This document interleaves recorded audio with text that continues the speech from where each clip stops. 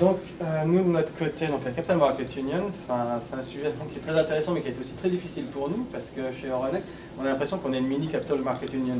Quand on a les bourses de Paris, Amsterdam, Lisbonne et Bruxelles, et on passait aussi les dérivés à Londres, on avait vraiment ce sentiment d'être nous-mêmes, si vous voulez, le marché pan-européen, une petite Capital Market Union.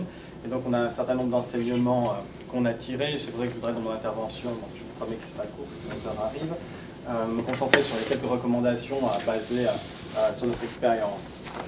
Donc, d'abord, il y a un premier point qui a été peu abordé dans la discussion, que je n'ai pas toujours retrouvé, notamment dans le rapport de Diego, c'est l'aspect culturel. Je ne voudrais pas être trop intellectuel non plus, mais aussi, quand on parle de finance, notamment dans l'Union européenne, il y a aussi un biais culturel. C'est-à-dire que finalement, on pourrait se poser la question de la culture financière et l'appétence au risque. Donc évidemment, bon, là, ça revient plus aux institutions universitaires, mais également à l'industrie, d'avoir un rôle pédagogique en la matière. C'est-à-dire qu'on n'arrivera pas à faire qu'un investisseur français aille investir en Slovaquie, pour reprendre l'exemple, ou vice-versa, sans qu'il y ait une appétence au risque. Évidemment, quand je regarde Guillaume, il n'y a rien. Il faut quand même comprendre, avoir un certain rôle pédagogique sur ce que sont les instruments, quels sont les problèmes, pour permettre à ce que les différents investisseurs aient quand même une décision rationnelle, qu'ils aient quand même peut-être un peu moins peur sur tout ça. Donc c'est pour ça que l'une des recommandations qu'on avait fait à la commission, c'était évidemment d'envisager cet aspect pédagogique et surtout le rôle qui doit être moteur de l'industrie, au-delà de la simple vente, si vous voulez, mais vraiment faire de la pédagogie, faire en sorte que les gens soient plus facilement preneurs et connaisseurs, parce que connaisseurs des sujets, donc améliorer l'éducation financière, un peu comme on l'a sur les États-Unis. Il y a un autre point qui nous embête un petit peu aussi, quand on fait cette analyse un peu macro, c'est cette espèce de préférence pour la dette. On a l'impression que dans pas mal de pays, il y a une espérance de préférence quasi historique, dont la France et l'Italie par exemple, pour la dette plutôt que l'equity. Les marchés obligataires qui sont quelque part plus populaires que l'equity. Donc quand on en regarde, il y a aussi très souvent des incitations fiscales qui permettent, qui font en sorte qu'on attire les flux d'épargne plus vers la dette, l'émission obligataire, ce genre d'instruments, que sur le financement de l'equity.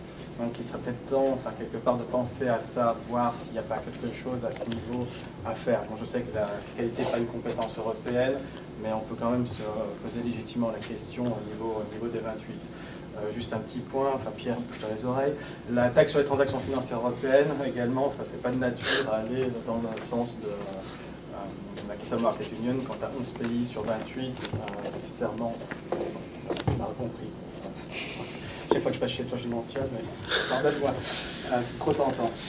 Un autre point également, mais je vais rester assez bref là-dessus, c'est renforcer le single rule book, donc le code de règles, faire en sorte qu'il soit quand même très harmonisé, faire en sorte aussi qu'il y ait pour reprendre l'expression anglaise, consistency of outcome, que j'allais dire d'une directive à l'autre, d'un règlement à l'autre qui concerne le financement de l'économie, qu'on ait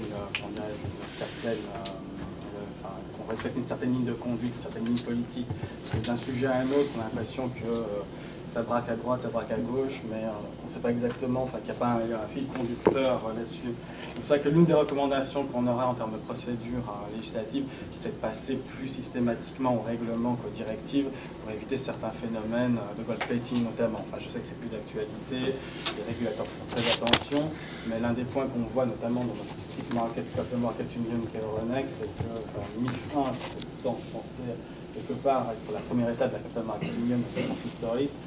D'un pays à un autre, c'est pas la même chose, prospectus ou transparence, donc ça crée quand même pas mal de biais, ça favorisait les biais locaux, et ça n'a pas été de nature à renforcer l'idée d'une union des marchés de capitaux. Sur la supervision, nous on est plutôt d'avis à maintenir les différents systèmes. On a un collège de régulateurs dont l'AMF fait partie, comme l'AFM, donc le régulateur néerlandais, belge et portugais. On est plus favorable à ce genre de système qu'avoir l'ESMA. Il y a des sujets, par exemple, quand je vois c'est un sujet un peu technique, comme par exemple les matières premières, c'est un peu une spécificité sur quelques pays. Il y a 28 pays dont 25 qu'on ne connaissent pas ou ont une vision très politique de la matière. C'est pas de nature à favoriser de bonnes prises de décision. Donc c'est pour ça, effectivement, ESMA joue un rôle important vraiment sur le niveau 2 et tout le reste. Mais quand il s'agit de la supervision, il vaut mieux être assez proche, de son marché. Et c'est pour ça qu'on est plus dans un système de collège.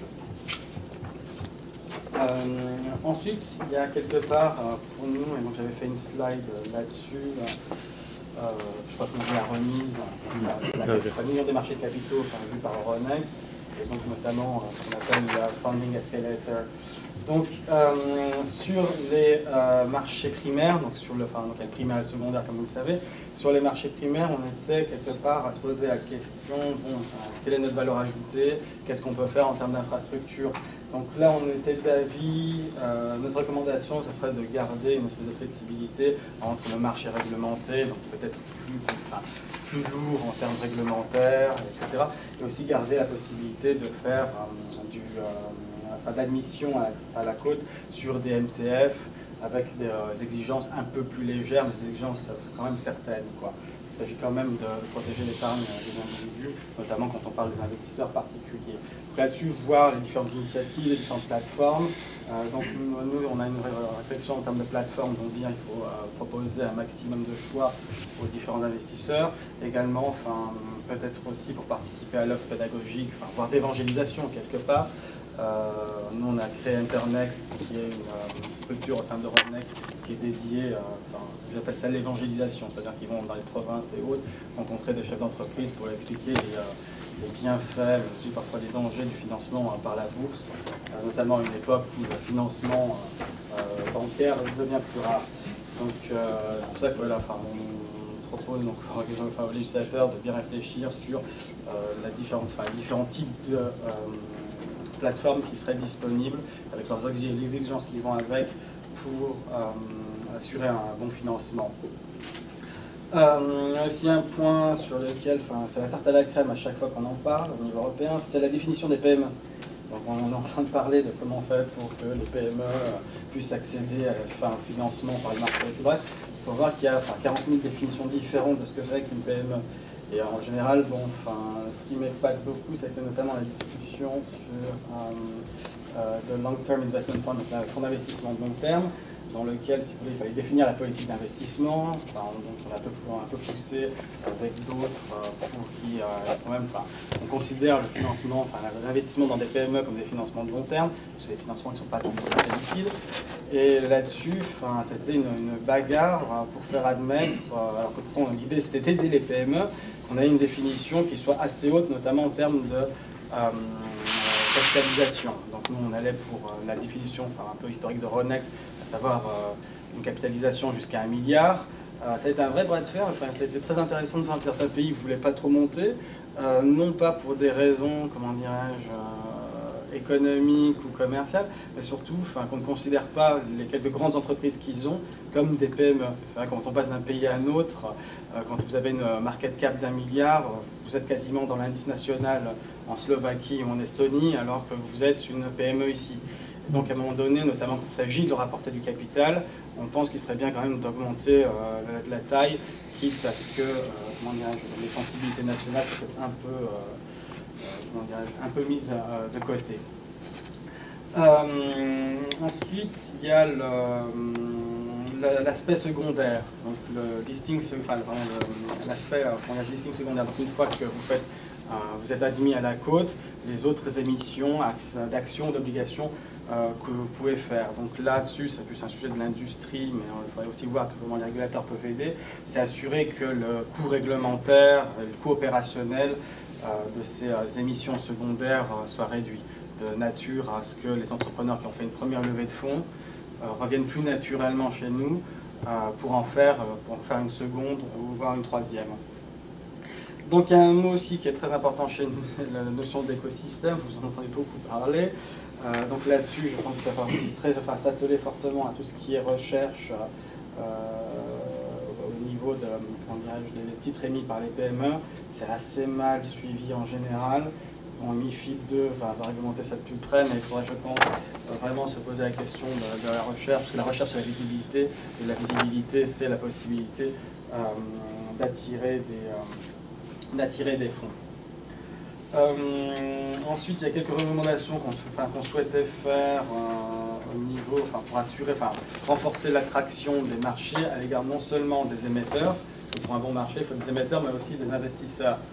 Donc, à ce niveau, donc, on propose certaines choses, notamment revoir ou améliorer la shareholders' right, la directive sur les droits de vote, pas sur les droits, pardon, sur les droits des actionnaires, pour faciliter l'identification des actionnaires actuels, mais aussi futurs. Peut-être l'idée, ce serait de constituer une espèce de fichier central, une liste centrale des investisseurs qui sont actifs dans des domaines particuliers, de nature à permettre plus facilement, notamment aux dirigeants de PME, de les contacter, favoriser en tout cas la mise en contact beaucoup plus facilement, quoi. S'agissant de prospectus, on a quelque part 4 objectifs qu'on est en train de évidemment proposer aux différents régulateurs et à la Commission. C'est donc maintenir, mais j'en ai déjà parlé, donc cette dualité entre les marchés réglementés et les MTF pour proposer un régime un peu plus souple. Simplifier et clarifier le contenu des prospectus, je sais que c'est pas facile parce qu'il y a un équilibre qui est dur à trouver entre limiter cette espèce de côté bureaucratique des prospectus qu'on n'a vraiment pas envie de lire, ça peut être le résumé, mais aussi donner suffisamment d'informations pour rassurer les investisseurs potentiels. Donc c'est parfois difficile, mais bon, la clarification et la simplification, c'est toujours des vertus très positives. On propose également d'introduire un prospectus simplifié pour les émissions secondaires. Et également passer du règlement à la directive pour éviter toutes les espèces de gold plating, de transpositions différenciées qui vont vraiment pas dans le sens de l'harmonisation au niveau européen. Donc au niveau des investisseurs, il y a quelques textes aussi qu'il faudra envisager, donc notamment, je sais qu'on en parle à Bruxelles, ce serait modifier solvabilité 2 de sorte à créer un peu plus d'incitation pour que les compagnies d'assurance investissent dans les equity et fassent un peu moins de dettes. Et également peut-être à éviter une duplication des exigences au niveau de qui sont issues des directives UCITS et AIFM pour créer plus d'incitation à ce que ces fonds participent à la vie des marchés.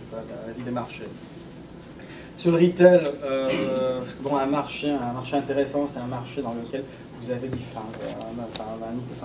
investisseurs qui sont assez variés. Il faut des particuliers, il faut des investisseurs institutionnels, etc., etc. Et donc il faut quand même que le retail puisse participer.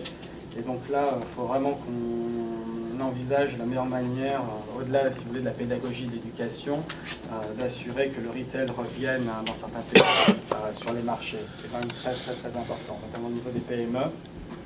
Donc quelque part, voilà, c'était le tour que je voulais mentionner.